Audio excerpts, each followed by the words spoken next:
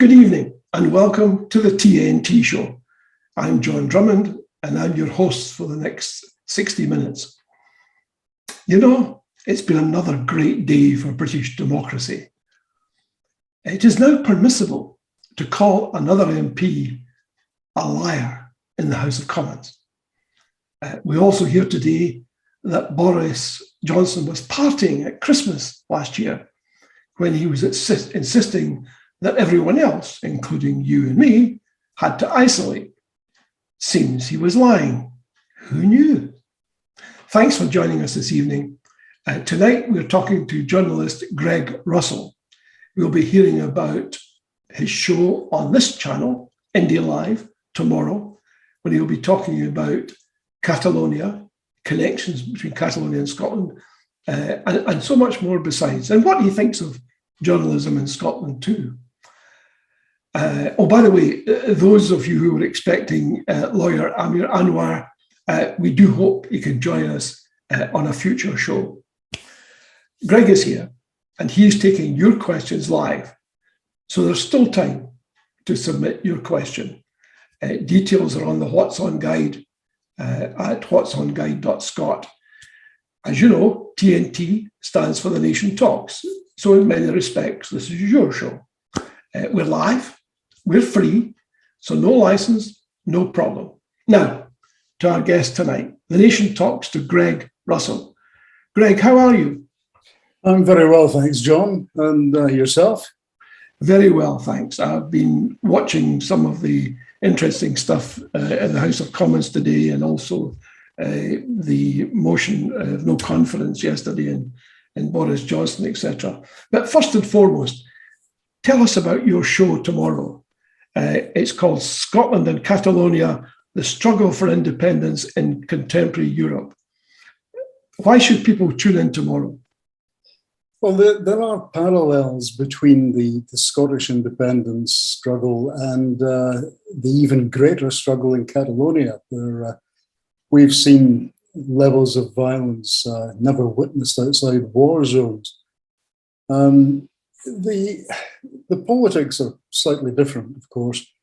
The referendum we had in 2014 is held up as something of an example by some Catalans who would like to see something similar happening in Spain.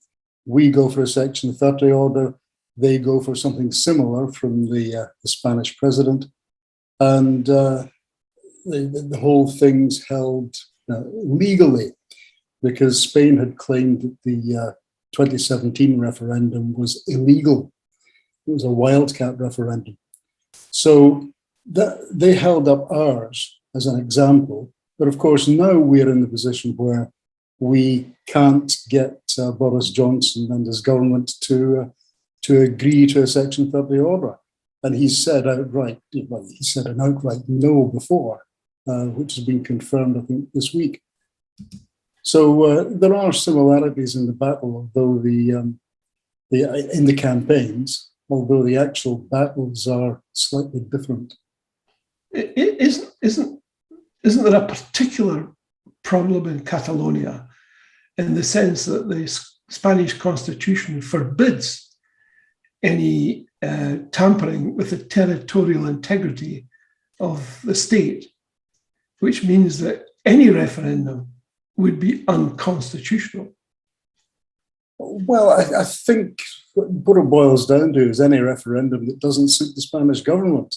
I'm sure it's one of the questions I'll be raising with one of our guests tomorrow, who's Chris Bambury, who has written a book about Scottish history and co-wrote a book on Catalonia.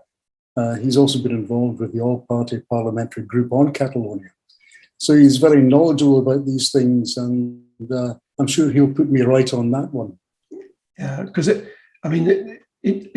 one of the great advantages that Scotland has is that because there's no written constitution, in other words, you can't go anywhere like you could in Spain or Ireland or United States or almost any civilized country and go somewhere and get a copy of the constitution and read it. You can't do that here. It doesn't exist in that form.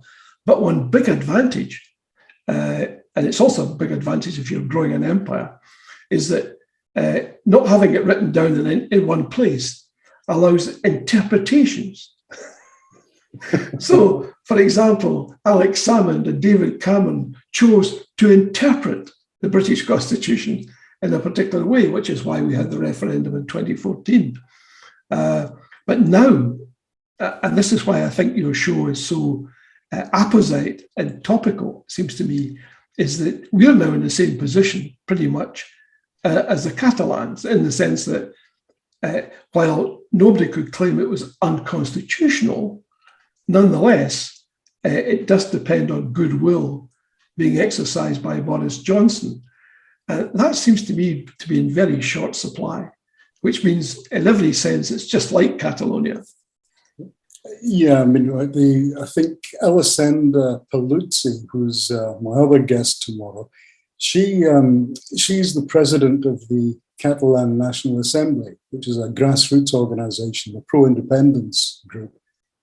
And she had previously suggested that Nicola Sturgeon should think about a Catalan-style wildcat referendum if Boris Johnson didn't agree, or if Brexit was so bad for Scotland that we didn't have any option. Now, I can't see the First Minister taking that course of action, but I don't know whether Alessandra had her tongue firmly in her cheek when she said it. But I'm sure she wouldn't like to see the scenes that she saw in Barcelona and places. No, these were disgraceful, and that's a state where, parts of it, people have lost complete confidence in the central authority.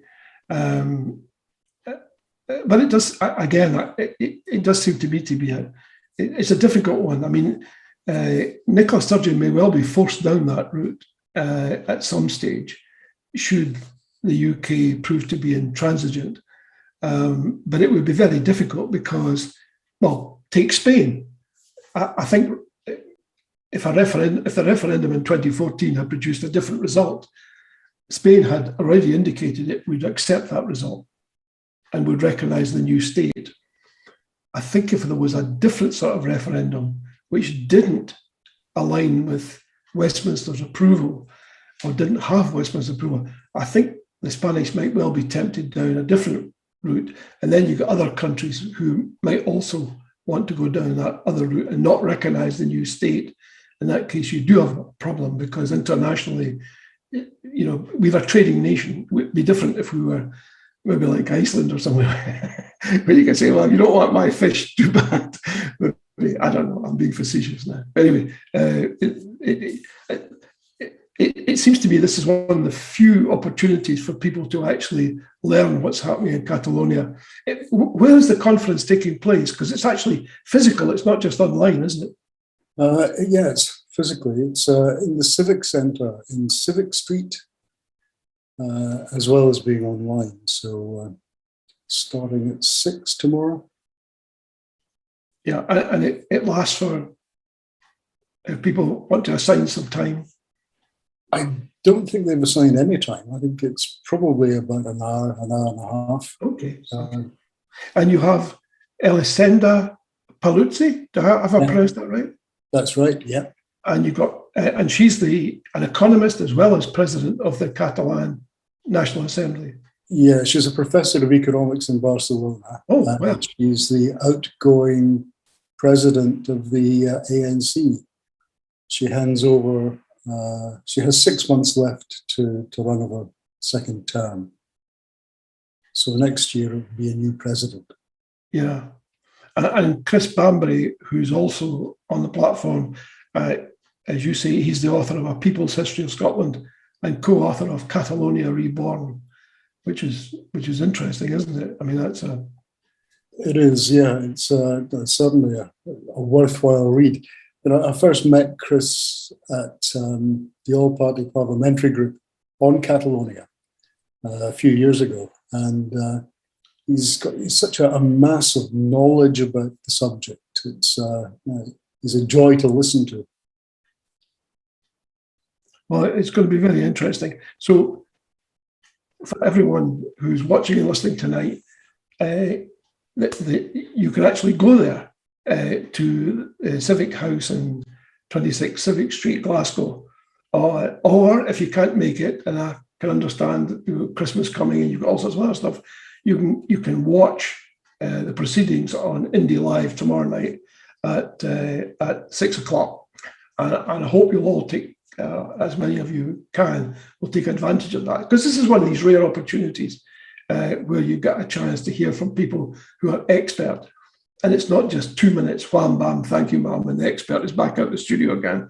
As so often happens. But this is people who are actually there, who know what they're talking about,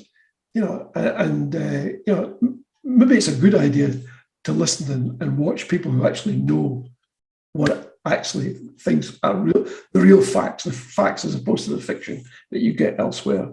Which brings us neatly, it seems to me, talking about fact versus fiction, to talking about the standards of journalism in Scotland, Greg. What's your opinion of the quality of journalism in Scotland? Well, for somebody who's been a journalist my entire working life, which didn't start yesterday, it's not very high. I have worked in various organizations. I've worked in the august Dundee Courier, DC Thompson's stable. I've worked in independent radio. I've worked 10 years in the BBC, and I now work for the National and do some commercial radio work as well. And I think, whereas there used to be a very clearly defined line between writing for print and writing for broadcast, the lines have become very blurred. Broadcast, especially in commercial radio, broadcast journalism tends to be written more colloquially. It's the way you would tell a story to somebody. But increasingly you see newspapers where, not just tabloids, but the other broadsheet papers, quality papers, where those lines are being blurred. And the colloquial language is creeping into black and white, into the dead wood media. So, I mean, that might be either a style or a quality issue. I tend to think it's more quality or a drop in quality. And I think the upsurge of online journalism has contributed to that as well, because it's the way some things are written online. And I've made mistakes online as well, stupid mistakes, because you're working quickly, because you're working on screen, because things are published so quickly, you don't always pick up what's gone wrong. But it's not basic grammar and things, which so it makes me squirm a bit. Yeah, it's, as for broadcast journalism, I think in terms of the BBC, that has changed markedly since the time I was there. I mean, I was there between 1982 and 92. So it wasn't yesterday. And we had a set of standards then for writing and for broadcast, which everybody had to abide by. And the news editor, most of us knew what was expected, but the news editor enforced it rigorously amongst the newer members of staff, newer people coming in. So I think now that's gone down the same route as commercial radio in terms of news broadcasting. It's become more colloquial. It's become a bit slapdash, I think. They don't have the same checks and balances that we used to have there. So it's not a very good outlook at all. Yeah, I sometimes think it's a bit like a curate's egg, in the sense that, I very often see on social media quotes from James O'Brien and Nick Ferrari, both of whom are on LBC, which I think is part of a global network run by an Irish bookmaker. I'm not sure. Maybe you know more about it than I do. But is that the case? I don't know if he's a bookie, but it's certainly it's part of the global network. Yeah, and it's owned by an Irish entrepreneur, let me put it that way. I think, they generate much more, it seems to me, traction than the BBC, for example. They get picked up. There seems to be some sort of interesting connection between people who do talk radio and social media. There seems to be a closer connection somehow. Maybe the fact that they're accessible. Because one of the problems with the BBC is it's very inaccessible. I mean, it reaches out in an editorial way, but it's very inaccessible when you want to communicate with it. Whereas talk radio, by its very nature, depends entirely upon people talking to it. It wouldn't exist without that. True. I think that LBC does it very well. You've got people like Nick Ferrari, as you say, people like Eddie Mair, superb broadcasters, and they actually know their subjects inside out. They brief themselves. They've got producers as well talking in their earpieces, and they're well briefed before they entertain anybody. And they're not afraid to go for the jugular either. I think that one of the things that annoys me about some broadcasting these days, I've got to say most of the BBC, is this tendency for presenters to interrupt, to ask a question, and then to jump in and say, "But you haven't answered," when they hardly opened their mouths. And that irritates the daylights out of me. If you listen to somebody like Eddie Mair or Ferrari, they'll ask a question, but they won't jump in straight away. If the interviewee sounds as if he or she is about to launch a party political broadcast, yes, they'll jump in. But otherwise, they'll let them have an attempt at answering the question before they do that. But too often on the BBC, it's a case of jumping in before the question's been processed, really. And I think that's just rude. Yeah. I'm not sure there's any connection between the two events, but it was shortly after, it seemed to me, in terms of time, shortly after Eddie Mair interviewing Boris Johnson and said to him, "You're a nasty piece of work, aren't you?" and Eddie Mair joining LBC. Fantastic line, though. It's a great line. Johnson hasn't improved since then. So, with the greatest of respect, Eddie was ahead of the curve there, you could say. We've got a few questions coming in, and maybe we could take a look at one or two of those. Mike Fellick is thinking about Craig Murray, and he's asking, is the Ipso editor's code a guarantee of the truth and nothing but the truth? It sounds like a trick question. The Ipso editor's code, I really don't know. It should be a guarantee of the truth. One would like to think it is, but like so many of these watchdogs that we have, they're all fairly toothless, and Ipso's no different, I think. Most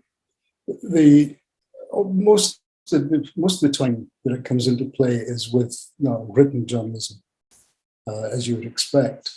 But I haven't had any personal dealings with it.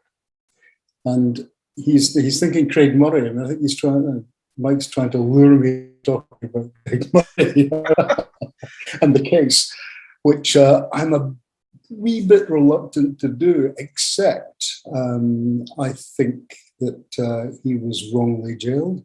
I don't think he should have been jailed. I think that, well, I mean, he's out now, but he's going through the appeal process and says he'll take it to the European Court of Human Rights. And I think he may well get a success and get a result there.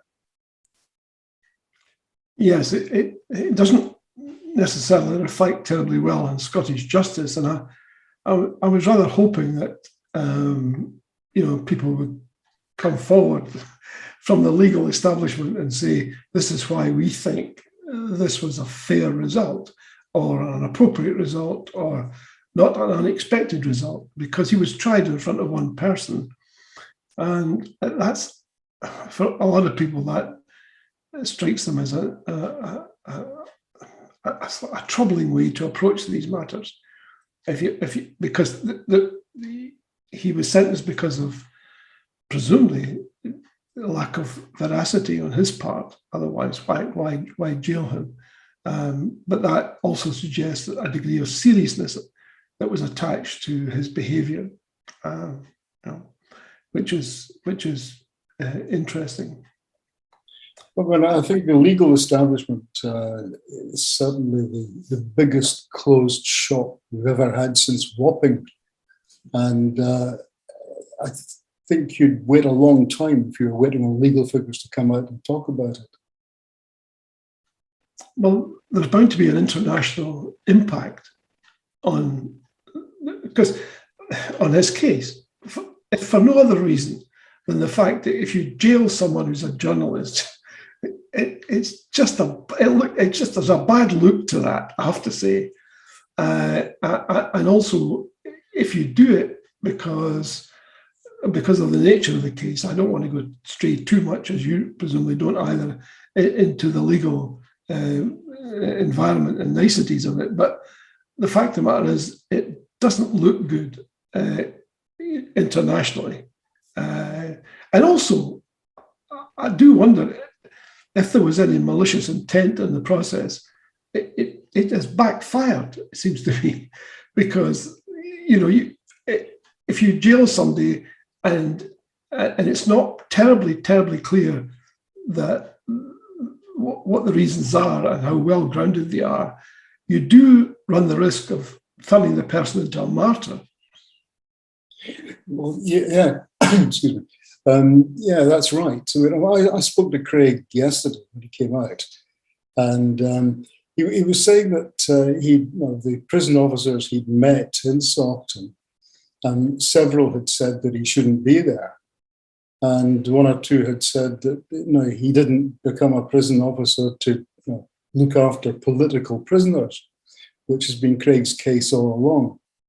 I think Craig was a thorn in the side of the establishment for long enough.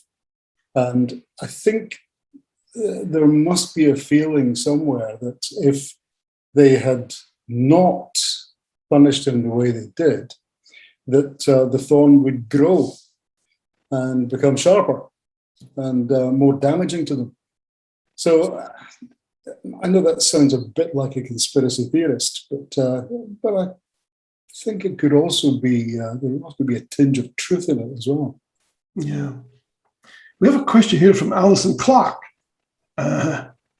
She's asking, why does Michael Gove not publish his poll, which was paid for with taxpayers' money, and where we were talking about the law there, which ran foul of the law, and he was required by the law to publish it? How can he resist the law in this sense? Well, it seems that any members of the cabinet can do what they like as far as the law goes. But at least now our esteemed members of Parliament can call them liars in the House, which is a big grown-up decision they took. But I was at a virtual press conference with Gove, and I asked him then if he had used taxpayers' money for the poll, or for any research that he'd done.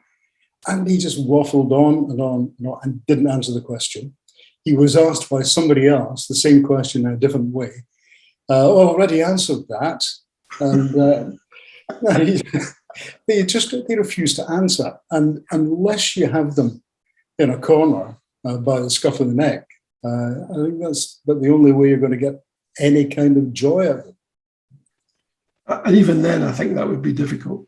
But you're right, they seem to make it up as they go along. So I'm sorry, Alison, we can't come to any specific answer on this. Maybe that's a question you ought to put to Michael Gove, drop him a letter saying, I'm looking forward to the poll that I helped to pay for. When will I see it? We have a question here on from Paul Henderson, who's asking, what will the value of the new currency be worth on the stock exchange? I'm not prepared to lose money off the value of my homes and savings. I assume that the new currency is any currency that will be implemented after independence. I'm not sure. Is it? You see that? It says, what will the value of the new currency be worth on the stock exchange? It seems to me there might be a slight confusion there. Paul, I wonder if you mean what would the currency be worth in relation to other currencies? Because any new Scottish state would apply the same criteria to its currency as the Bank of England does. These are so-called fiat currencies, which depend entirely upon the issuing state. In other words, the dollar is not, for example, backed by anything other than the impetus of the US government, in the same way that the pound has no real value except that which others attach to it. So you could equally lose enormous amounts of money, or at least some money, if the pound were to collapse, or for that matter, if inflation was to rise sharply in the UK. Inflation is a way of robbing poor people of their homes and savings. So my suggestion is that Greg may well have a view on this, but before he shares that with you, my thought would be you might want to contact the Chancellor of the Exchequer and find out what protections you have against inflation and whether your home and savings will be secure in the UK. Do you have a view on that, Greg?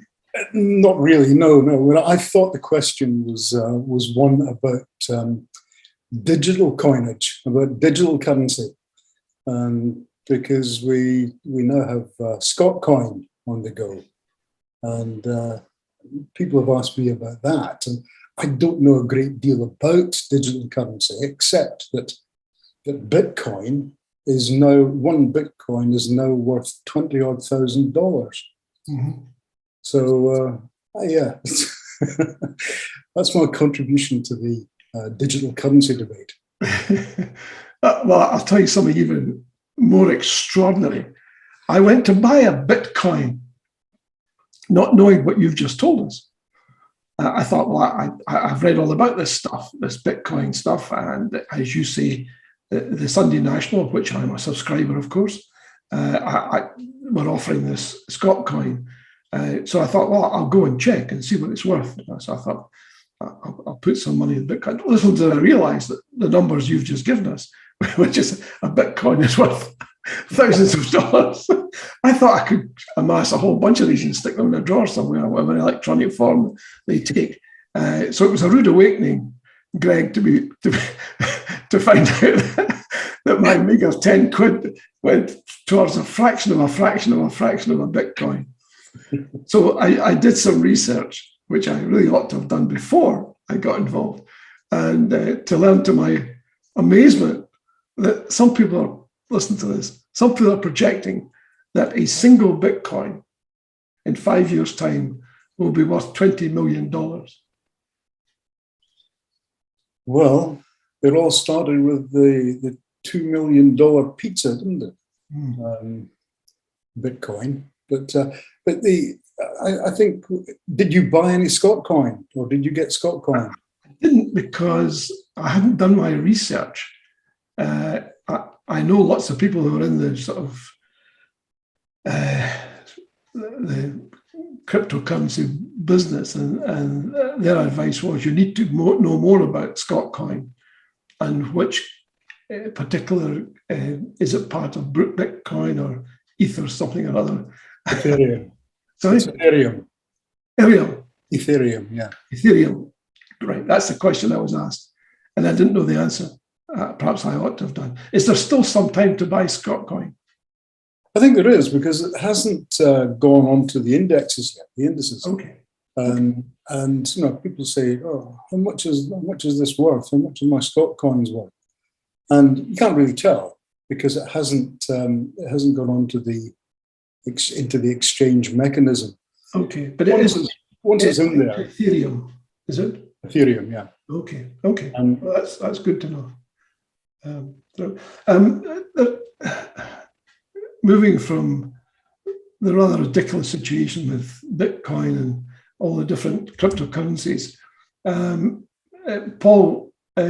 Paul Waterlow is asking a question.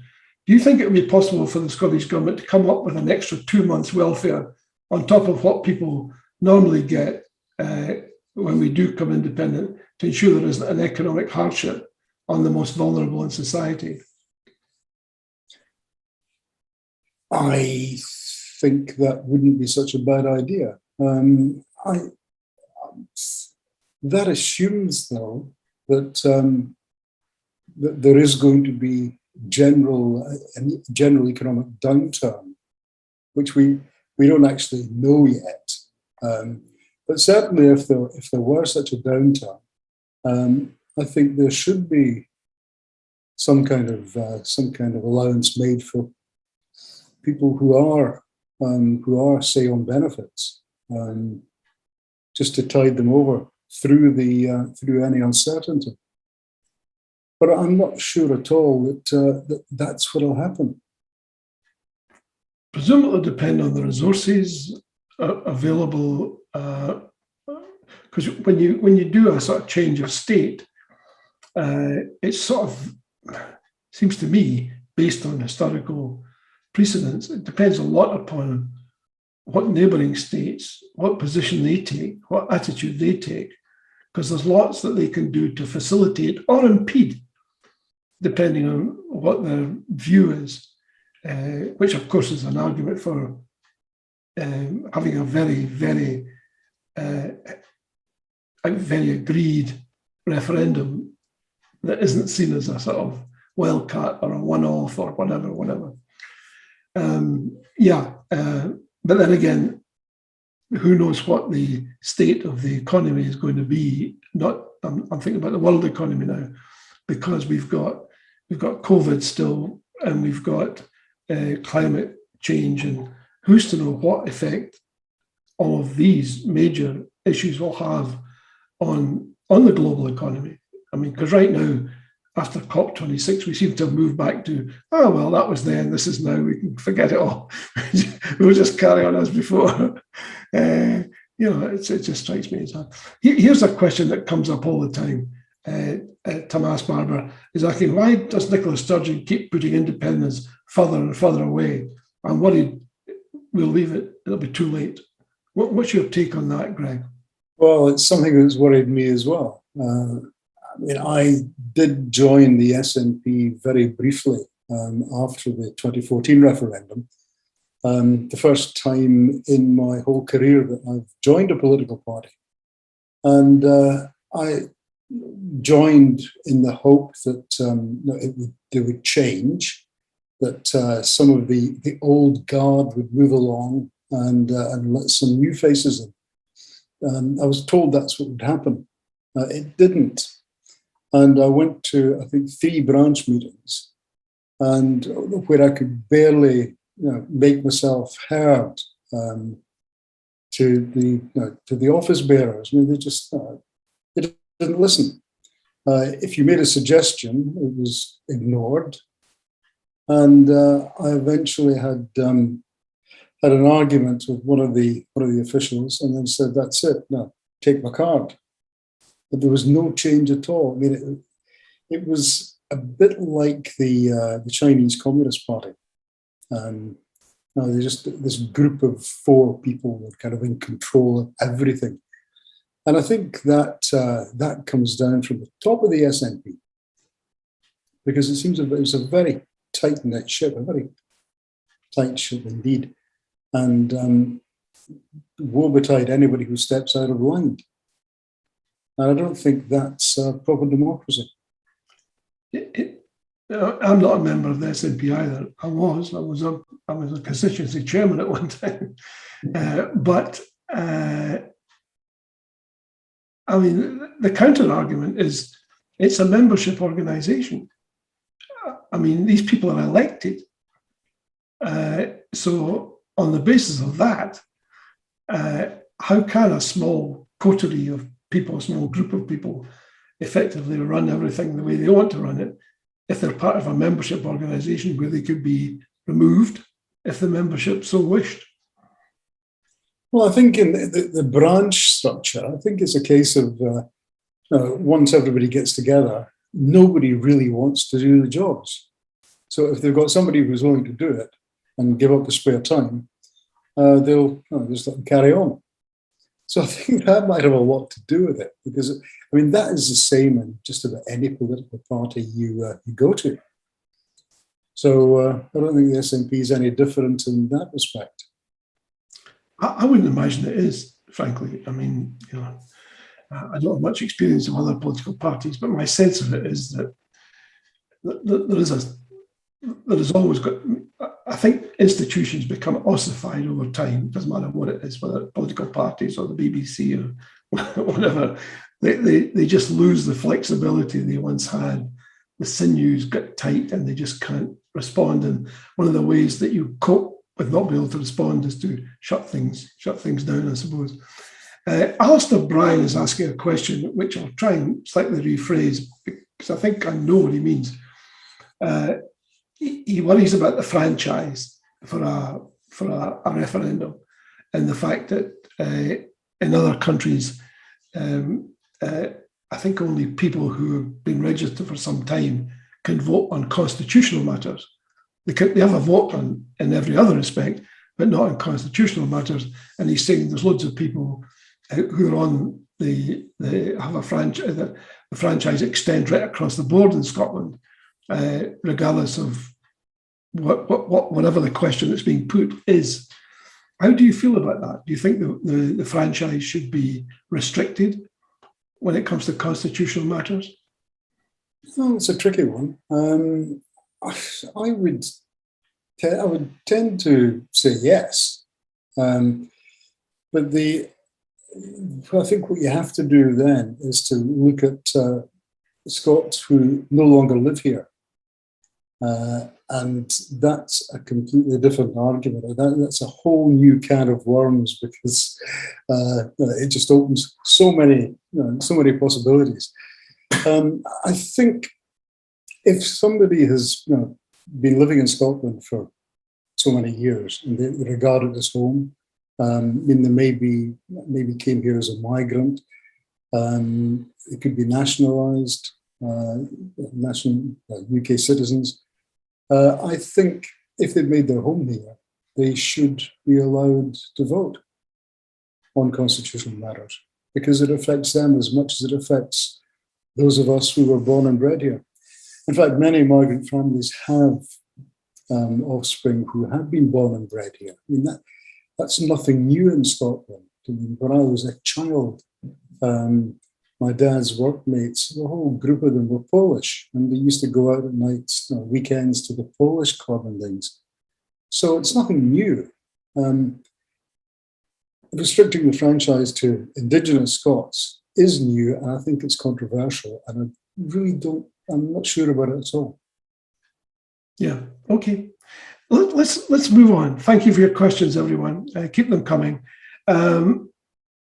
Corruption at Westminster. Do you have a view on this, Craig? Well, yeah. People have asked me that many times before, because I'm originally from Dundee, and I worked there for DC Thompson's at the time of the famous corruption scandals there, when the Lord Provost was implicated, various councillors were implicated, and a number of people were jailed. So, yeah, I was brought up in that, I served my apprenticeship in that kind of atmosphere. I don't think we've seen anything quite as blatant as the current government is when it comes to corruption. The way PPE contracts have been awarded, the kind of people ignoring parliamentary rules and the like. I mean, that is a disgrace. It shouldn't be allowed. And I think it should be up to the parliamentary authorities to do something about it. I mean, the Speaker doesn't seem to want to do very much.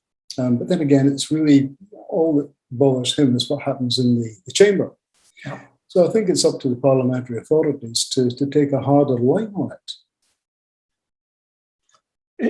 Isn't the problem they have, though, I'm afraid it harks back to the fact that we don't have a proper constitution. In other words, there isn't an overarching law to which the Parliament is subservient. We have a situation where the Parliament is sovereign. So even if you did implement some quite taxing requirements on MPs and others, they could simply have a vote. Say, for example, I know we said we'd be bound by these restrictions, but we've had a wee think about it, and we don't think that Billy and Tom ought to suffer any consequences, which is effectively what happened a couple of weeks ago. In other words, they broke the rules, they were quite blatant about it. The parliamentary commissioner and the group that oversees conduct pronounced the individuals guilty and said they should be suspended. It was a very slap on the wrist. But even that small slap was resisted. And, you think, what's wrong with these people? I mean, and so therefore, if you have a situation where the people making the rules are the people who are going to be bound by those rules, it strikes me you'll never, ever reach a situation that would be satisfactory in the minds of other people, i.e. you and me, and everyone watching and listening tonight.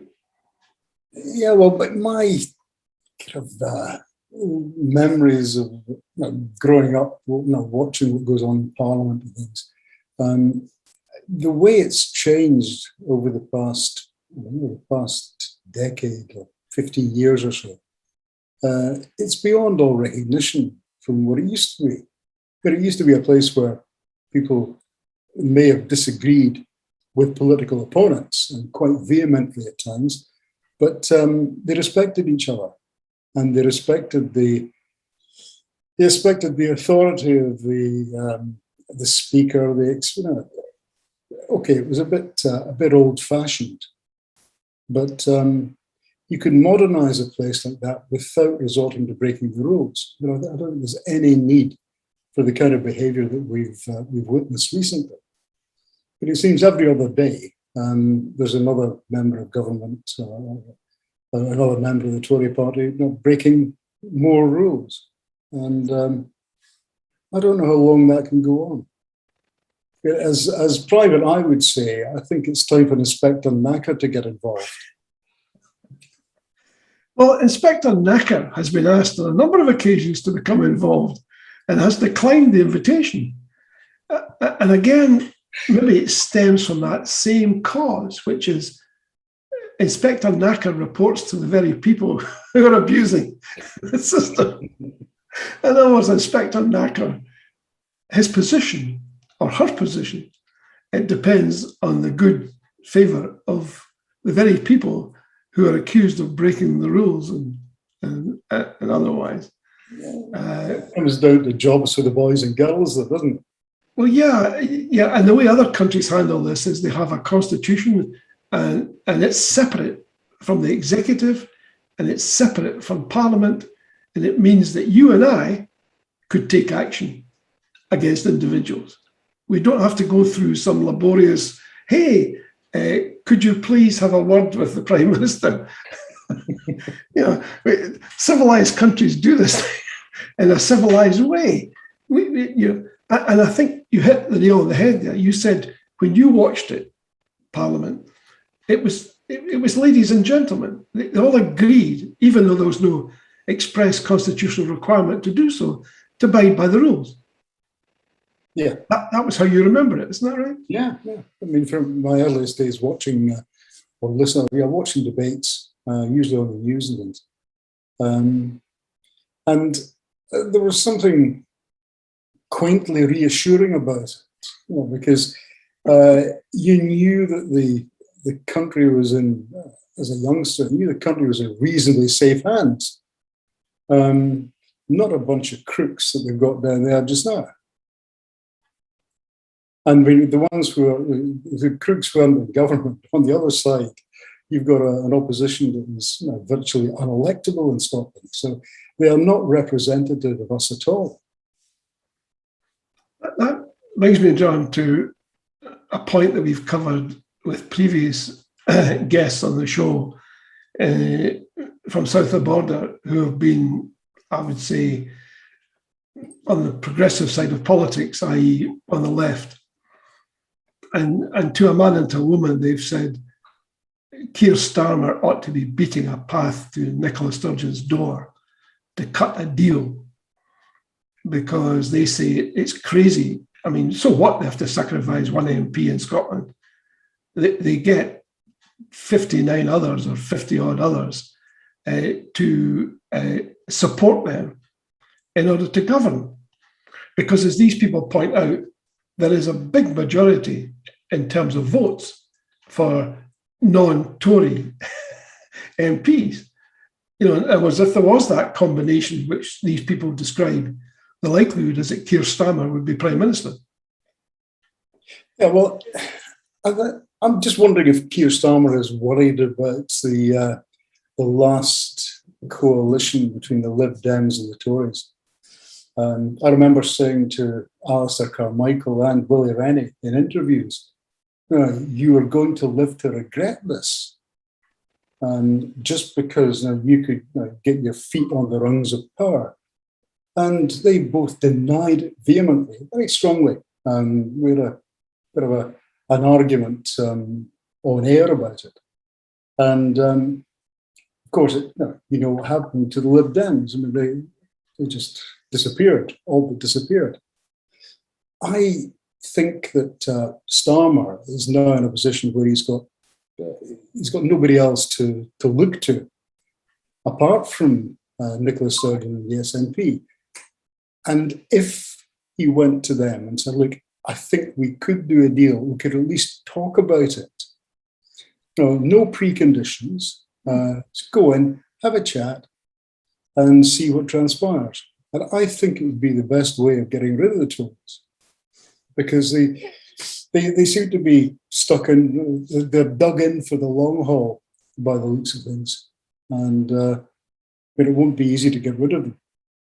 Well, I generally provided, from periodically in my column, I provide a definition of the British Constitution, which is, put succinctly, it is whatever the government of the day with a working majority says it is. This is primitive. I mean, that's the sort of situation you would get in a banana republic. It's not a grown-up it's not a grown-up democracy when these conditions pertain. I mean, for example, Charles Smith has asked, we hear the phrase Parliament is sovereign, but when a Prime Minister can shut it down, are they not now the sovereign in fact and just behaving as such? Well, he's absolutely right. That's exactly what happens. It is that if you're the Prime Minister of a party, which the present Conservative Party is, with a majority of 70 odd, you can pretty much do as you like. You're not bound by anything, which is why I hesitate to say this again because it's becoming tedious, but if you don't have a written constitution, this is exactly where you end up. It's banana republic time, but somebody gets into power and says, I'm not going to be a gentleman anymore. I don't believe in it. I think it's nonsense. I want to empty the public purse, and I shall do it as quickly as I possibly can. And then you can all go hang, because I don't want to be re-elected. I don't want my party to be elected. I don't feel any affinity to them. They're just a vehicle for me to empty the public purse. And this was always the flaw in the British Constitution. It's just taken Boris Johnson to show us so clearly what that flaw is. And it's a huge one, because I certainly don't see any change coming while he's still in power. Or they may change the people at the top. I mean, it's inevitable sometimes. But they would. But since they were all from the same, cut from the same cloth, I think things will probably continue. Or am I being pessimistic here, Greg? What do you think? No, I don't think you are. I think Boris Johnson is everything that you would expect from a banana republic. You just got to look at him. He's like some overgrown schoolboy who can't dress himself properly, who can't comb his hair, who can't string sentences together. And I think it's a disgrace that he is even anywhere near number 10. I thought they might have had enough of him when he was London mayor, but evidently not. And I never for 1 second thought that he would get into Downing Street. And I must admit to being very shocked when he did. Well, I remember vividly during the 2014 referendum campaign, the head of the No group in Scotland, during a televised debate, said it was simply scaremongering for the Yes campaign to even suggest that Boris Johnson might get close to the being Prime Minister. And here we are. I bet he's biting his tongue now. Well, I'm not sure he is, but the reality is that we are where we are. It's interesting that poll we were talking about earlier that showed independence soaring to 55, 56%, and the corresponding no vote declining by roughly the same margin to 45, 46, with don't knows extracted, I suspect. It also showed that Boris Johnson's favourable ratings in Scotland have sunk even lower. So I thought it reached the nadir, but I thought there was some space for it to fall. And he's gone down two percentage points.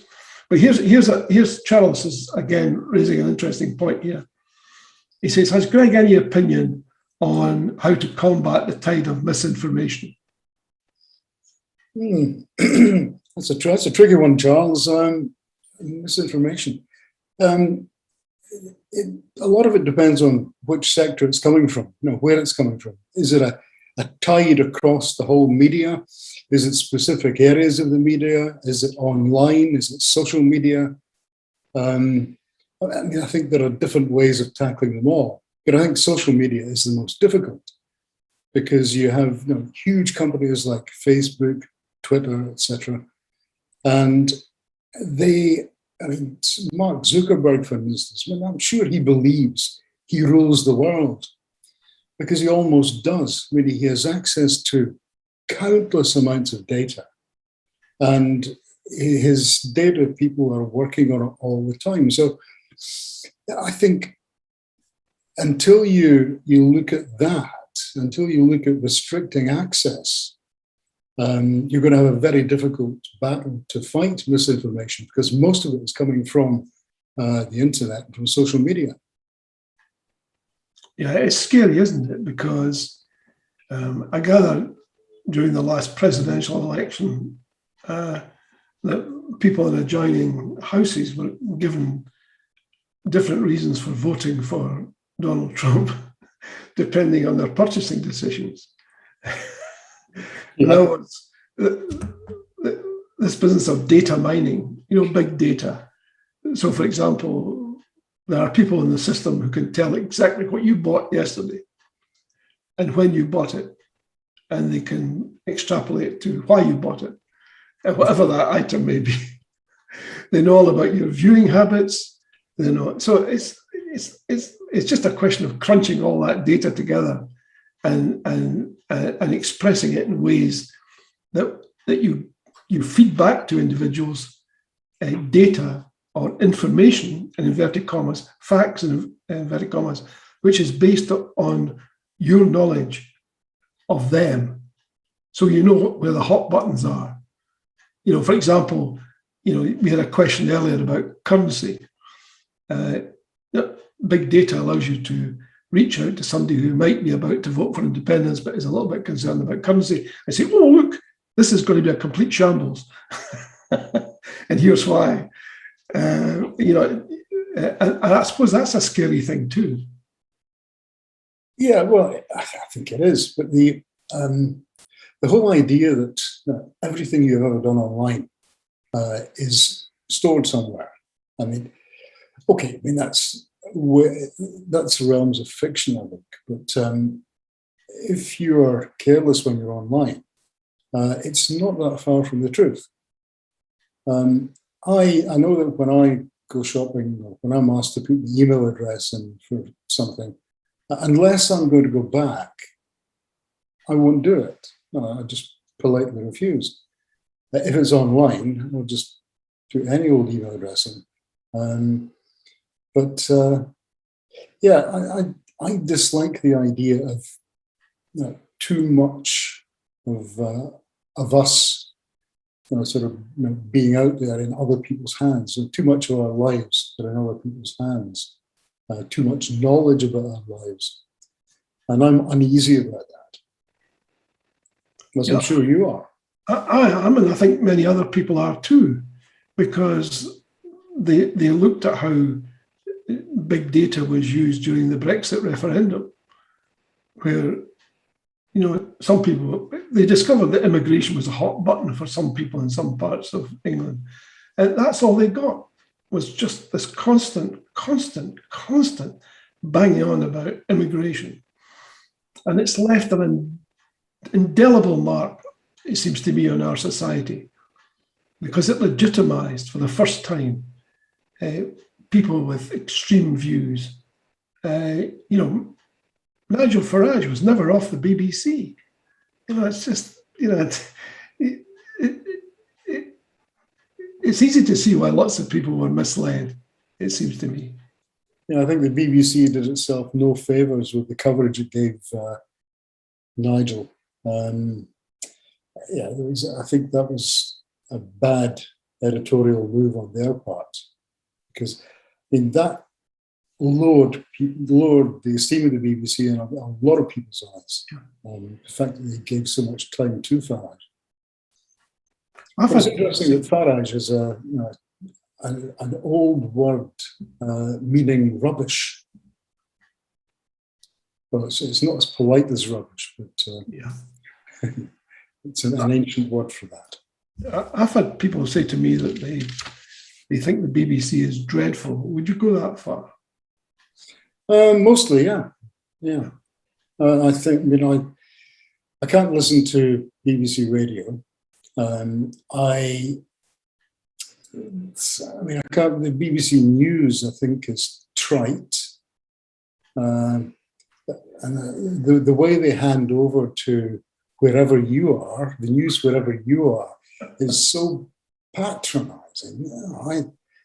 I just want to throw something at the TV. So I watch STV or something else. Yeah.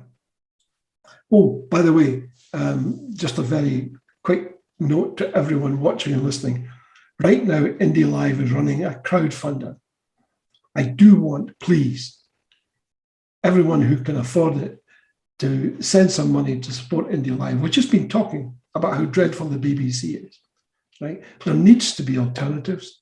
INDYLIVE is a great alternative. You're not going to get shows like this on the BBC, where you've got an expert who's here for 60 minutes. It's just not going to happen. It's 2 minutes, back out in the street again. So if you like quality broadcasting, support INDYLIVE. Go to the crowdfunder, send them as much as you possibly can, please, and do it now, before other things come along and you think, oh, I'll go off and watch the football and then I'll come back and I'll support the crowdfunder. Do it now. Pick up the phone, go to the website, whatever it takes, and crowdfund. We've only got a couple of seconds left, but Greg, would you like to talk about, you've got an upcoming piece in the National. Do you want to give us a quick preview? Yeah, very quickly. It's about the Chancellor, former Chancellor Sajid Javid, now the Health Secretary, and and his members' interests. Now, he has a couple of part-time jobs, which are still on his entry in the list, but they bring him in tens of thousands of pounds, or they can bring him in tens of thousands of pounds a year, over £100,000 if he were to cash in the options. As yet, his office haven't told me if he has exercised those share options, but I'm hoping they might do it before tomorrow morning. Well, Greg, this has been great. I've really enjoyed it, and I suspect everyone else has too. Thank you very much for that. Stick around for a few minutes if you can at the end of the broadcast. So there we are, folks. A big thank you to Greg. A big thank you to all of you for joining us tonight. I hope you've enjoyed the TNT show, certainly as much as I have. And judging by the quality and the number of the questions, it seems to have struck a chord with many of you. As ever, we have a formidable list of guests lined up for future shows. As I always say, this is the place for the big hitters. So remember the INDYLIVE What's On guide at whatson.scot. You'll find all the details there. We're back next week at the same time with another special guest. Celebrated Channel 4 journalist Alex Thompson is here next Wednesday. And as always, please look out for the Constitutional column in the Sunday National. It's near the back of the newspaper. It's part of a new format. Tell us if you like it or not. And Elliot Bulmer will be doing this week's column. He may be touching upon Barbados, which became a republic very, very recently, like yesterday. Thanks again and good night. Join us next Wednesday, please. And remember, it's been a great day for British democracy. Boris Johnson recently claimed that the SNP support was down. Well, today's Mori poll shows that independence vote is soaring. Was Boris wrong again? Or was he simply lying? Or both? Who knows? Time will tell. To all of you, thanks for joining us. Stay safe. Take care. See you next Wednesday.